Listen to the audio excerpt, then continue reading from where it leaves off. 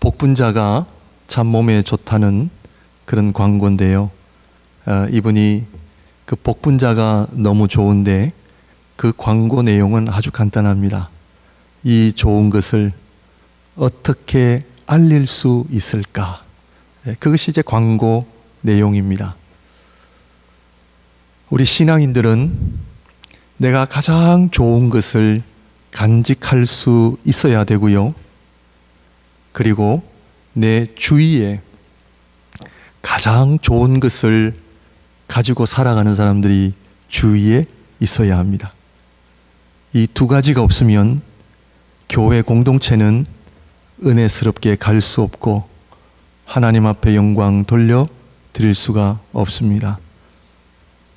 남편과 아내가 가장 좋은 것을 간직하고 사는 것이 최상이지만 남편과 아내 둘 중 한 사람이라도 가장 좋은 것을 갖고 있으면 전달이 되어져요. 밤낮 시도 때도 없이 웃고 즐거워하고 조금은 바보와 같은 그런 얼굴을 하고 있으면 당신 왜 그래? 이야기합니다. 너무 좋아서. 뭐가 그렇게 좋은데? 예수 믿는 것이 너무 좋아서. 하나님을 사랑하고 주님과 동행하는 삶이 너무 좋아서 너무 행복해. 진짜야? 정말이야? 그러면 그 옆에 있는 배우자는 궁금해하기 시작하죠. 왜냐? 배우자 정도는 그것이 진짜인지 가짜인지 알기 때문에 그렇습니다. 교회에 일주일에 한 번 정도 만나면 잘 알 수 없죠. 그러나 같이 사는 우리 가족들은 적어도 알아요. 오늘 이 말씀은 이 성령 강림, 이 복과 은혜는 정말 아무리 이야기해도 그냥 부족함이 없고 언제든지 이야기하고 싶은 오늘 이 말씀, 성령 강림의 그 축복, 우리 사랑하는 성도님들, 이 가장 좋은 성령을 받으시기를 주님의 이름으로 축원드립니다. 받으셨다면 성령 충만하시기를 주님의 이름으로 축원드립니다. 도대체 저 말이 무슨 말인가 이해가 안 되시면 오늘 말씀을 통해 은혜를 받으시기를 바랍니다.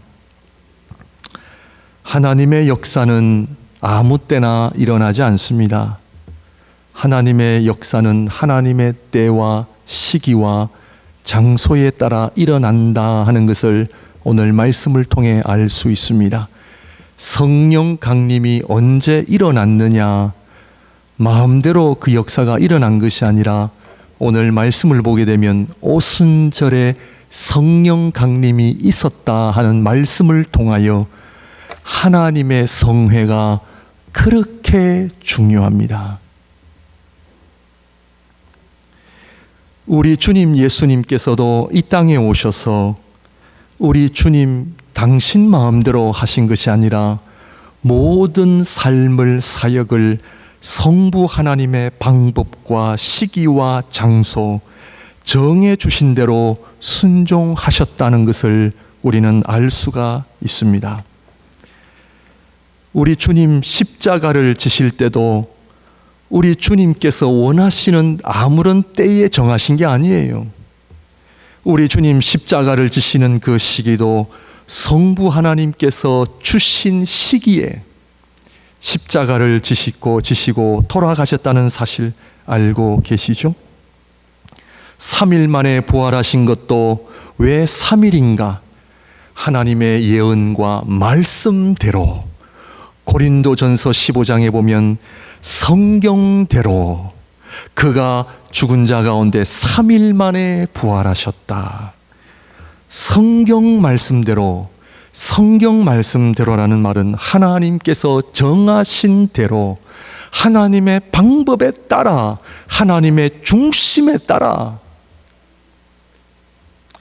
그러므로 우리는 오순절날의 성령 강림을 통하여 하나님 중심의 신앙생활이 그렇게 중요하다는 것을 우리에게 보여주고 있습니다. 주일이 아니라 언제든지 인터넷 켜놓고 내가 원할 때 말씀 듣고 내가 원할 때 예배 드리는 것 좋은 것 아닙니다. 많은 적지 않은 우리 신앙인들이 왜 하나님의 은혜와 역사를 경험하지 못하는가? 한 가지입니다. 그것은 하나님의 중심의 삶을 살지 않기 때문입니다. 다 내 마음대로 하거든요. 내 중심대로 하거든요. 구약의 나아만 장군 여러분들 잘 알고 계시죠? 이 장군이 이스라엘에 있는 엘리사 선지자를 만나서 자기의 병 문둥병을 고치려고 이스라엘 땅에 왔습니다. 그런데 엘리사가 나와서 정중하게 마중도 하지 않고 종을 보내서 요단강 가서 7번 씻으세요. 전달만 한 거죠.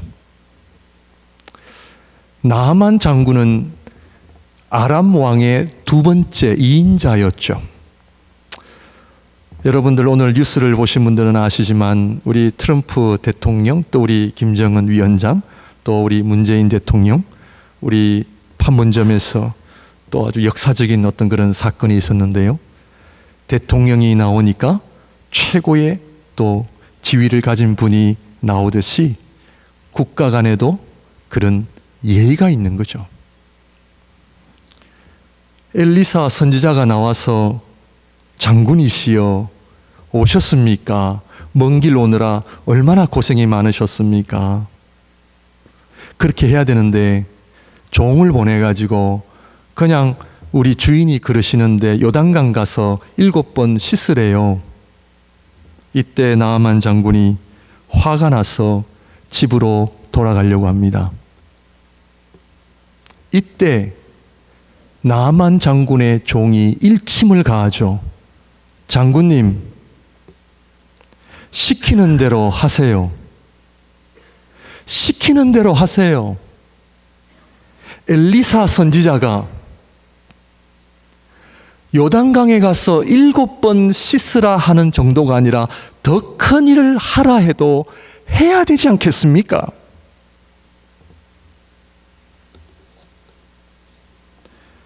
말이 돼요, 안 돼요? 가만 보니까 말이 되거든요. 그 요단강 가서 7번 씻었어요. 씻으니까 어떻게 됐어요? 나았습니다. 하나님의 중심의 삶이 얼마나 중요하고 하나님 말씀에 순종할 때에 복과 은혜가 온다는 사실을 우리는 너무나 많이 들었음에도 불구하고 나아만 장군처럼 화가 나고 기분 나빠서 주일 예배 왔는데 기분 나빠서 화가 나서 마치 하나님의 놀라운 은혜를 경험하지 못하고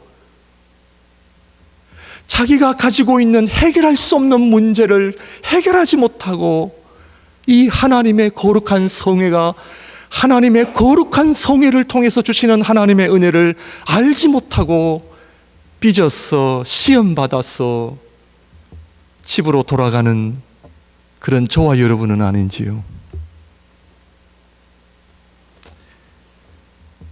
말씀을 보게 되면 순종은요, 다 할 수 있는 거예요. 어려운 거 아니에요.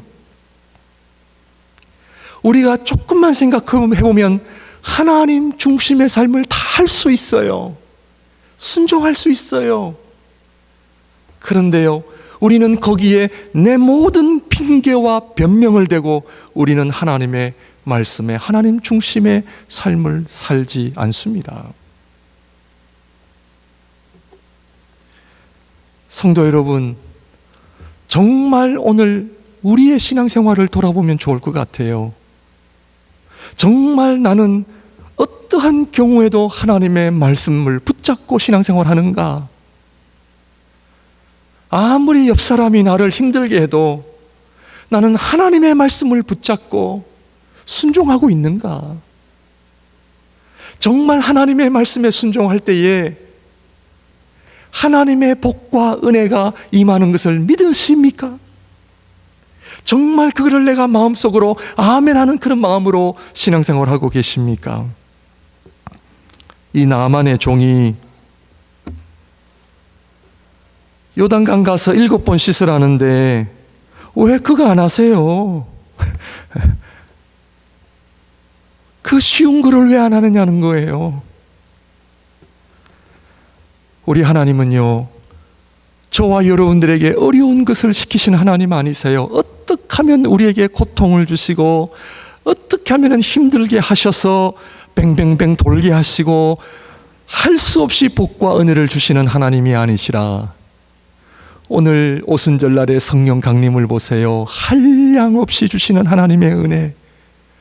우리 하나님은 어떻게 하면 당신의 백성들에게, 자녀들에게 복과 은혜를 주시기 위하여 그렇게 안달하시는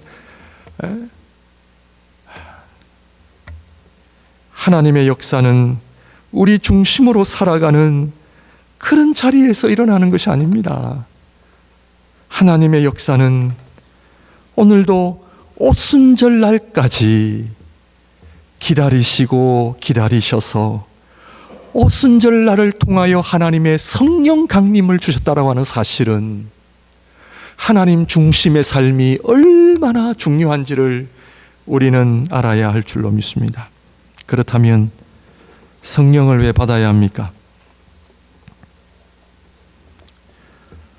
성령 받으셨습니까? 성령을 받아야 하는 이유가 무엇입니까? 두 가지를 오늘 말씀을 드립니다. 오늘 하나님 앞에 내가 얼마나 오랫동안 신앙생활 했느냐, 그렇게 중요하지 않습니다. 정말 나는 제대로 신앙생활을 하고 있는가? 나는 성령 받고 성령 충만한 삶을 나는 살고 있는가? 점검하시기를 바랍니다. 그래서 오늘 오순절날의 이 놀라운 성령 강림의 복과 은혜가 우리 교회와 우리 모든 가정에 흘러넘쳐서 성령 충만해져서 날마다 주님과 동행하는 그 기쁨을 누리시기를 바랍니다. 첫 번째는 성령이 아니고서는 예수 그리스도를 믿을 수가 없기 때문입니다. 고린도전서 12장 3절 말씀을 보게 되면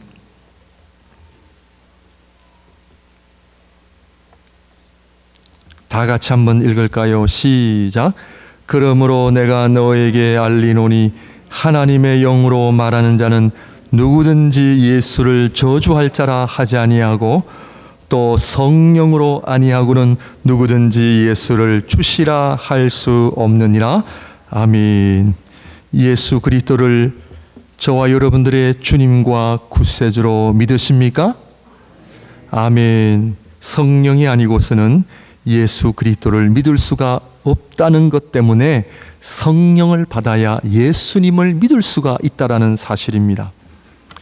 오순절을 이해하려면 유월절을 이해해야 합니다.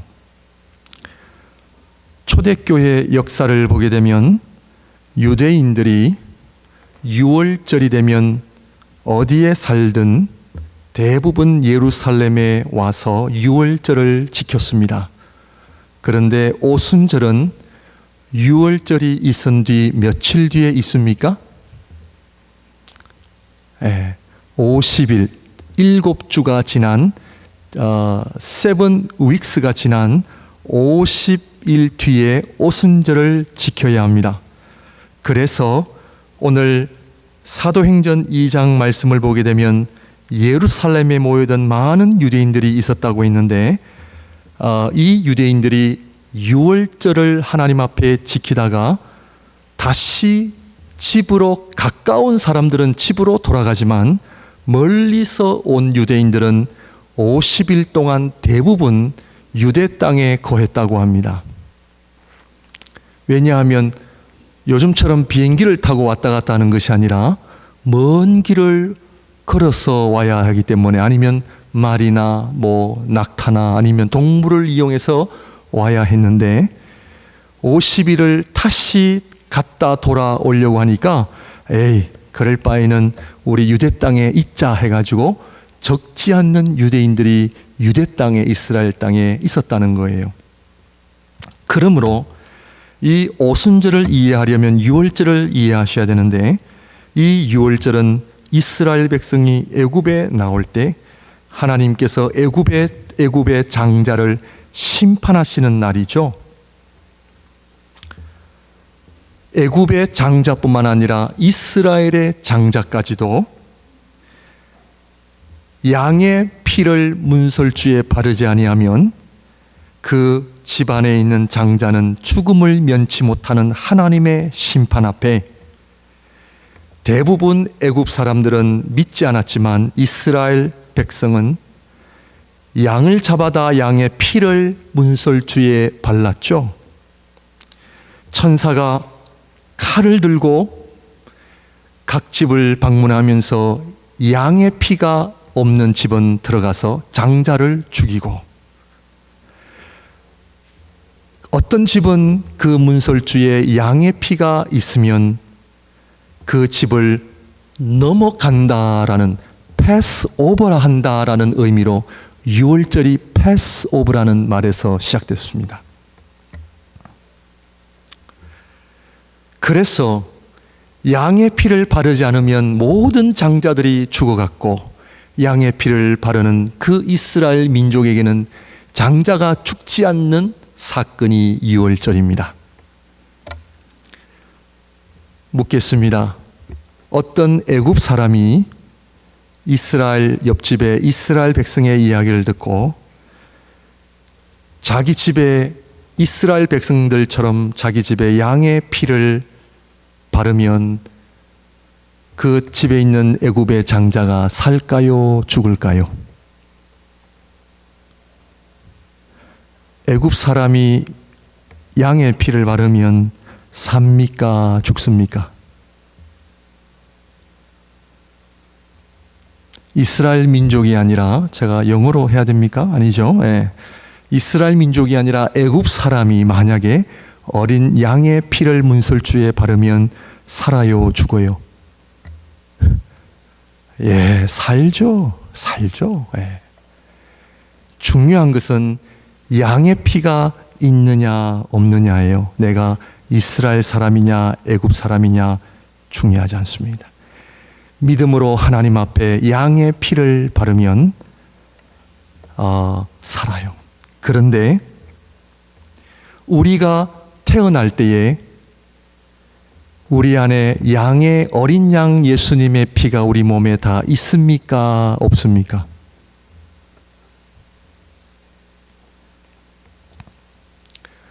구원의 문제에 대한 이야기를 하고 있습니다. 잘 들으시고 구원에 대한 바른 이해를 하셔야 됩니다. 우리 지난달에 유혜종 집사님 가정에서 태호가 태어났습니다. 태호가 태어날 때에 어린 양의 피를 바르고 나와 태어났습니까? 그냥 태어났습니까? 자, 제가 1968년도에 태어났는데 제가 10월에 태어났습니다. 제가 태어날 때 예수님의 피를 묻히고 제가 태어났습니까? 안 묻히고 태어났습니까? 그렇죠. 모든 인간은, 아담 자손은, 모든 인간은 어린 양 피가 없이 태어났습니다. 묻겠습니다. 그러면 죽어 있는 겁니까? 살아 있는 겁니까? 유월절에 대한 이해를 잘 하셔야 오순절에 대한 성령 강림에 대한 이해를 합니다. 모든 인간은 부모님의 생명 때문에 호흡은 하지만 하나님 앞에 다 죽은 상태로 태어납니다. 자, 묻습니다. 죽은 상태에서 내 스스로 어린 양을 잡아 피를 내 몸에 아니면 문설주에 바를 수 있습니까? 없습니까? 죽은 사람이 내 스스로 양의 피를 바를 수 있어요? 없어요? 없습니다. 죽은 사람이 어떻게 할 수 있어요? 죽은 사람이 내 스스로 양을 죽여서 그 피를 문설주에 바르고 내 몸에 바를 수 있나요? 못합니다. 우리 모든 인간은 하나님 앞에 죽은 상태로 태어났죠. 에베소서 2장 1절에 너희가 허물과 죄로 죽었던 너희를, 이미 우리는 허물과 죄로 죽은 상태에서 태어난 거예요. 그렇다면 예수 그리스도의 피를 어떻게 내 몸에 바릅니까? 그것이 바로 성령의 역사가 아니면 안 된다는 거예요. 그래서 성령이 아니고서는 예수 그리스도를 믿을 수도 없고 어린 양의 피를 내 몸에 바를 수도 없기 때문에 성령께서 오셔서 먼저 뭐 해야 돼요? 죽은 나를 깨우셔야 돼요. 살리셔야 돼요. 죽은 나를 살리셔서 예수 그리스도의 피를 보게 하시고 그 피를 내가 믿으면, 그 피를 내가 바르면 하나님이 백성이 되게 한다는 이 모든 역사를, 누구의 역사다? 성령의 역사인 거예요. 그래서 성령이 아니고서는 예수님을 믿을 수가 없는 거예요. 내 안에 성령이 계시는지 안 계시는지 아셔야 돼요. 하나님께서 성령을 통하여 나를, 사도 바울은 에베소서 1장에 창세전부터 나를 선택하셔서 예수 그리스도 안에서 나를 하나님의 백성이 되게 하셨다라고 찬양하는 거예요. 내가 믿어서 구원받는 게 아니에요. 내가 믿음이 있기 때문에 구원받는 게 아니에요. 그 믿음조차도 성령의 역사라는 말이에요.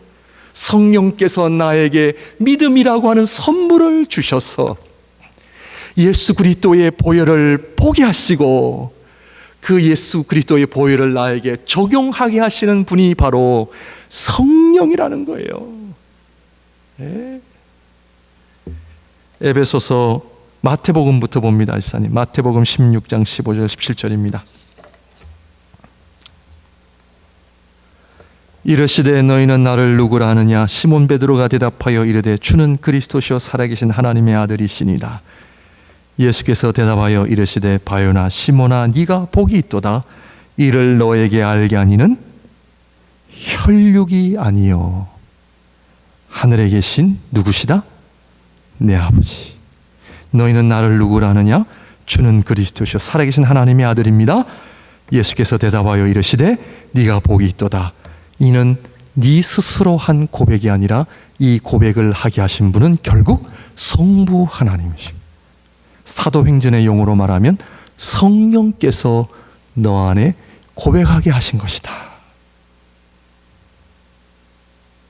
에베소서 2장 8절 9절입니다.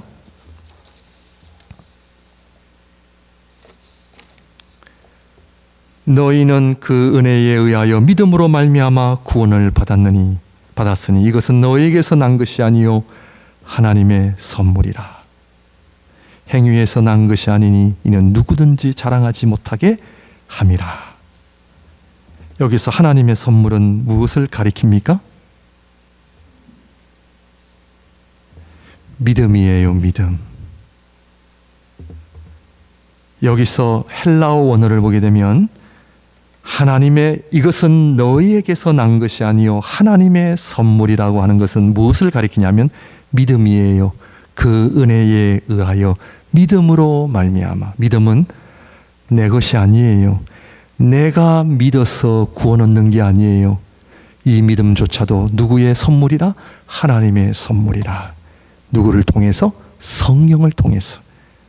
그래서 내가 더 정확하게 말씀을 드리면 내가 믿는 것이 아니라 성령의 역사로 말미암아 믿겨지기 때문에 믿는 거예요. 믿으십니까? 아멘. 이 고백이 나와야 돼요. 누구의 역사다? 성령의 역사다. 이는 누구든지 자랑하지 못하게 함이라. 나의 믿음도 행위라는 말이에요. 나의 믿음으로 구원을 얻는 것이 아니라 내 안에 있는 믿음도 결국에는 성령의 역사예요. 성령의 역사.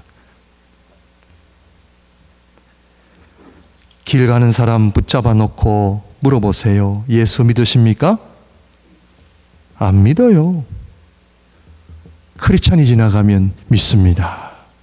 성령의 역사가 이겨요. 성령의 역사. 그러므로 유월절을 통해서 죽은 우리를 사도 바울은 갈라디아에서 내가 그리스도와 함께 십자가에 못 박혀 죽었나니 그런즉 이제는 내가 사는 것이 아니라 내 안에 계신 그리스도께서 사신 것이라. 사도 바울은 예수 그리스도의 십자가 사건을 통하여 모든 믿는 자들 또한 주님과 함께 십자가에 죽었다는 것을 고백하죠.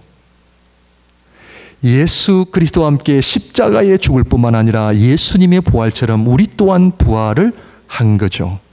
그렇다면 부활은 언제 시작된 겁니까? 잘 보십시오. 부활은 우리가 죽어서 부활하는 것이 아니에요. 물론 부활입니다. 우리 주님께서 그 부활의 은혜와 복은 이미 예수 믿을 때 시작된 거예요. 왜? 성령께서 죽은 우리를 살리셨기 때문입니다. 죽은 우리를 성령으로 말미암아 우리를 이미 살리셨기 때문에 우리는 이미 예수 그리스도의 부활에 참여하게 된 거예요. 믿으십니까? 우리가 죽어서 부활될 것인가, 부활이 안 될 것인가 고민하시면 안 되죠. 성령께서 이미 죽은 우리를 살리셨기 때문에 주님의 부활처럼 우리 또한 영원히 하나님의 백성이 되었는데요. 그러므로 성령을 받아야 하는 첫 번째 이유는 성령이 아니고서는 예수 그리스도를 믿을 수가 없기 때문에, 예수 그리스도를 주님으로 고백할 수가 없기 때문에 성령이 임해야 되며 성령을 통하여 죽은 우리를 깨우시고 우리에게 믿음을 주셔서 예수 그리스도를 보게 하시고 예수 그리스도가 주는 그리스도시요 살아계신 하나님의 아들입니다 고백하게 하시고 하나님의 영이 우리 안에 들어와 하나님의 백성으로 다시 한번 살아나게 하신 성령의 역사임을 믿는다면 이 세상에 예수를 믿는 복보다 더 큰 복은 없습니다. 예수를 믿는 복보다요 더 좋은 은혜가 없어요. 이 은혜만 있어도 나는 한평생 감사할 수 있고요. 예수 믿는다는 이 고백 하나만으로도 우리는 하나님 앞에 찬양하며 살 수 있어요. 왜? 내 안에 성령이 있으시니까. 성령이 나와 함께 하시니까. 두 번째로 성령이 아니고서는 하나님 말씀에 순종할 수가 없기 때문입니다. 그렇다면 유월절을 우리가 보았는데요. 그럼 오순절이 어떤 날인가? 구약의 오순절은 모세가 율법을 받은 날입니다. 그래서 이스라엘 백성이 홍해를 건너고 50일 만에 시내산에서 하나님의 율법을 받는 날이 오순절이에요. 그 오순절의 구약의 오순절의 첫 번째 되는 의미도 하나님의 말씀을 받는 날, 여호와의 율법을 받는 날이에요. 우리가 성령을 잘못 이해하면 은사주의로 빠지게 됩니다. 조심하셔야 됩니다. 그러나 오순절을 제대로 이해하면 구약의 오순절은 하나님의 율법을 말씀을 받는 날이에요. 그런데 이스라엘 백성은 그 하나님의 말씀에 순종했나요? 아니면 불순종했나요? 불순종하고 말았습니다. 왜냐하면 우리 힘으로 안 되니까요. 우리 힘으로 안 돼요. 오순절은 모세가 율법을 받은 날이요 둘째로는 수확한 것을 하나님께 드리는 추수감사절과 같은 날이 오순절이에요. 두 가지 의미가 있습니다. 그러므로 구약에서도 오순절 날의 의미를 우리가 좀 해석하자면, 신약의 의미로 해석하자면 예수 믿는 게 뭔가?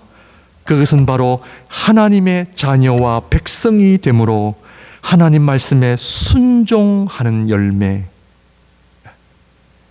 하나님 앞에 순종의 열매를 드리는 것, 성령을 통해서 내 육신이 하지 못했던 순종을 성령께서 오셔서 성령께서 나에게 권능과 지혜와 능력을 주셔서 하나님의 말씀에 넉넉함으로 순종하게 하신다는 것을 우리는 알아야 할 줄로 믿습니다.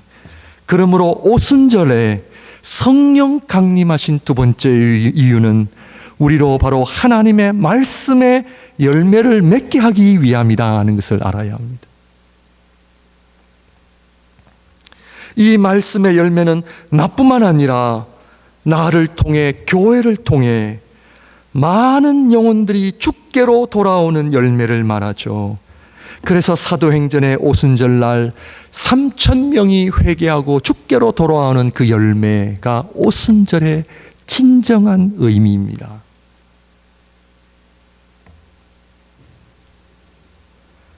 그렇다면 오늘 이 사도행전 2장 1절에서 4절까지의 말씀을 통하여 이 성령께서 임하신 현상을 통하여 우리가 좀 살펴본다면, 첫째, 2절 말씀을 1절 말씀부터 보겠습니다.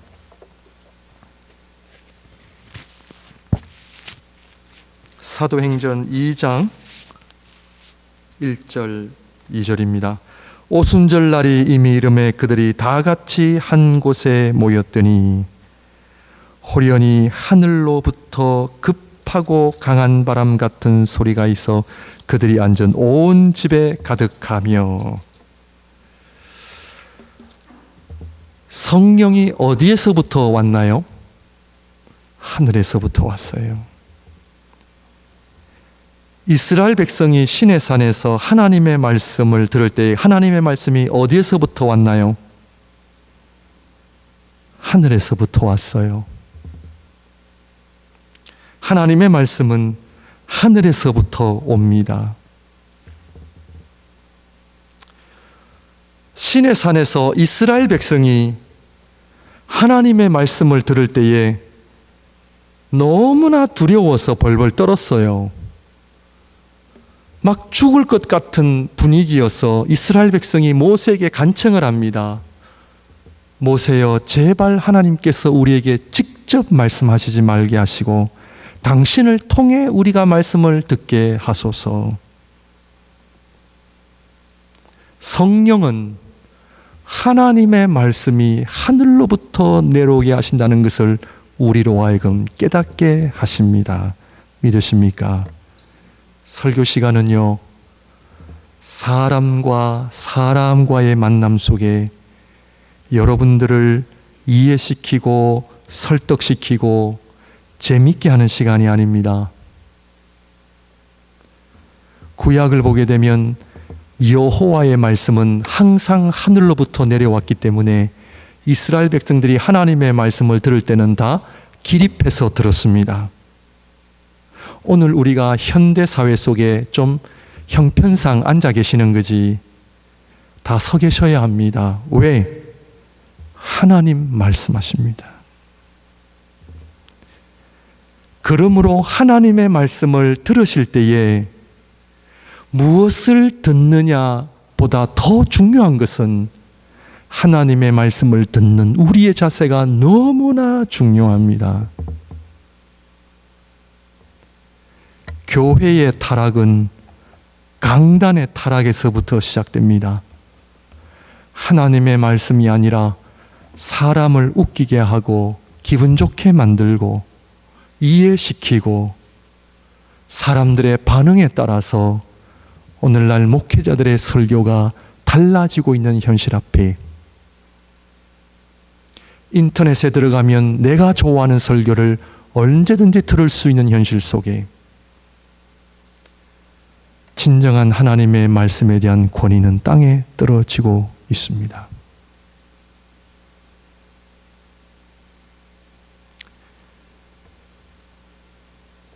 전도서 5장 1절 2절을 보실까요?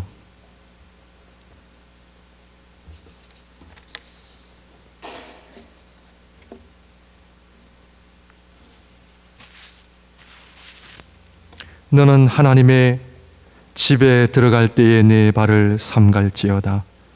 가까이 하여 말씀을 듣는 것이 우매한 자들이 제물 드리는 것보다 나으니 그들은 악을 행하면서도 깨닫지 못함이니라.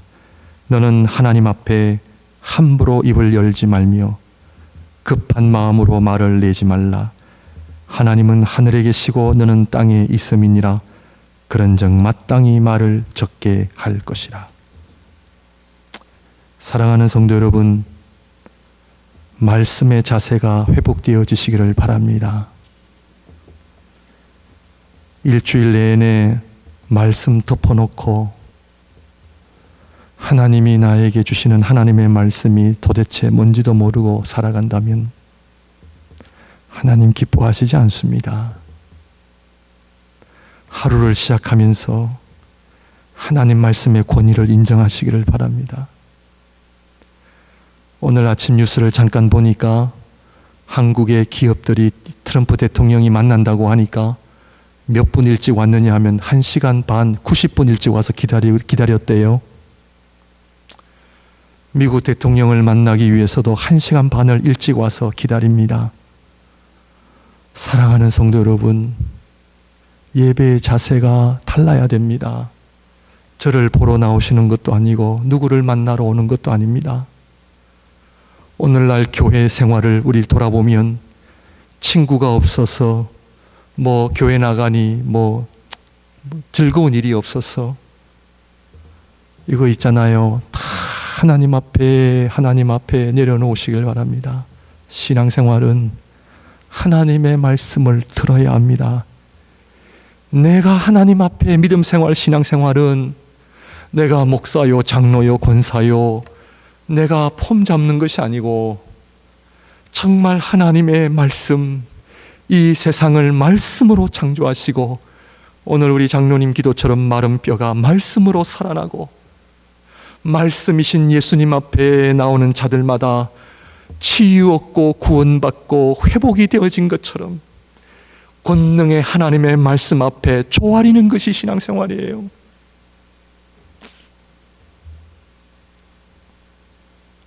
그래서 하나님의 말씀은 하늘에서 내려와요. 엎드려야 돼요. 조심해야 돼요. 은혜의 시대라고 하여 함부로 내 마음대로, 하나님의 말씀을 함부로 내 마음대로, 좋은 설교를 듣는 것이 목적이 되시면 안 돼요. 하나님의 말씀 한 구절이라도 내가 하나님 앞에 겸손하게 나오셔야 돼요. 하나님의 말씀 앞에 하나님 나를 불쌍히 여겨달라는 마음이 있어야 돼요.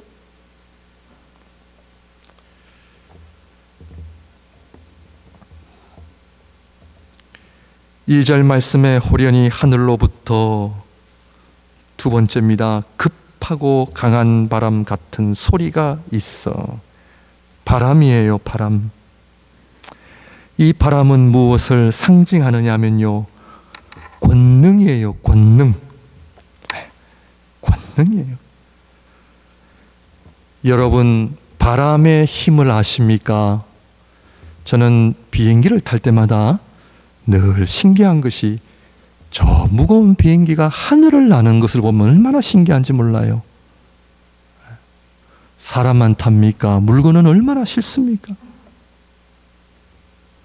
그런데 그 무거운 비행기가 하늘을 나는 이유는 한 가지예요.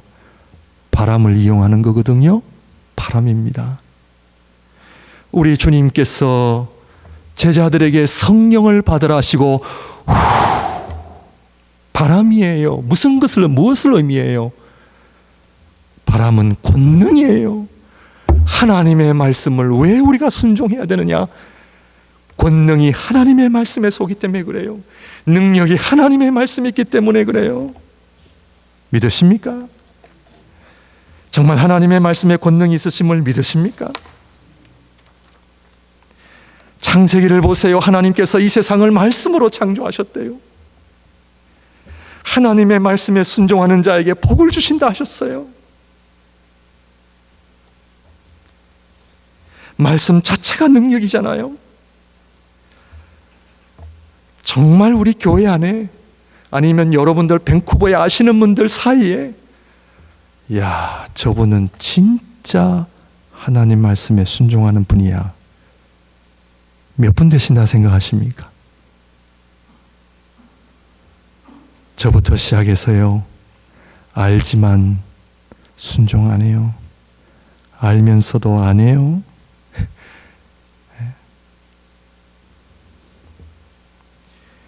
오순절 날에 강한 바람이 있었다고 하는 것은 성령께서는 권능이에요. 능력이에요.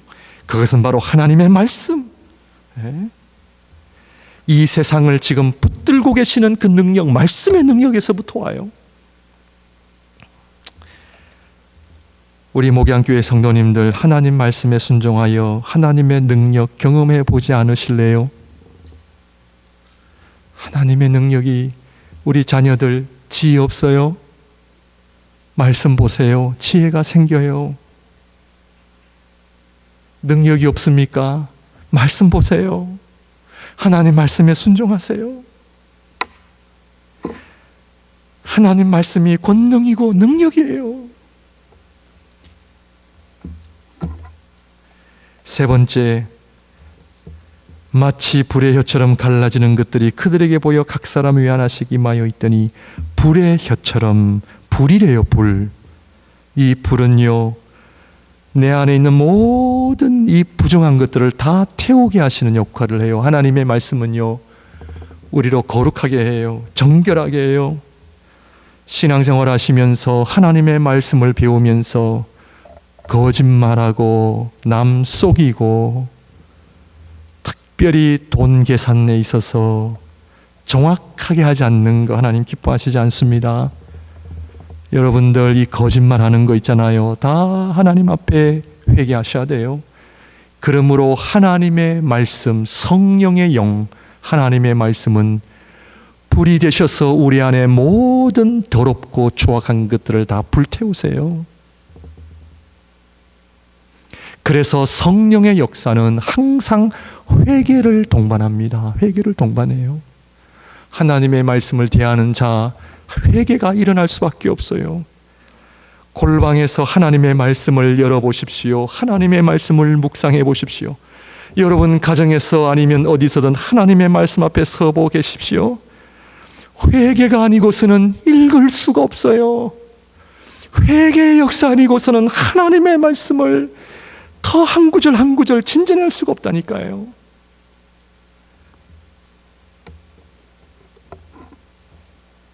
우리 안에 성령께서, 하나님께서 기뻐하시지 않는 모든 삶을 불태우시기를 바랍니다. 욕심, 내 이기심, 물질 좋아하는 거, 하나님보다도 더 사랑하는 것들, 우상숭배, 게으름, 나태함, 영적인 우둔함, 어리석음, 성령의 열매를 맺지 못하고 쉽게 화내고 쉽게 함부로 말하고 쉽게 삐지고 하나님 주님의 몸된 교회를 충성되이 섬기지 않는 거 다 하나님 기뻐하시지 않습니다.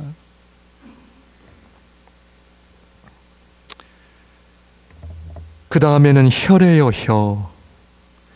성령의 역사는, 말씀의 역사는 우리로 하여금 말씀을 나누게 해요.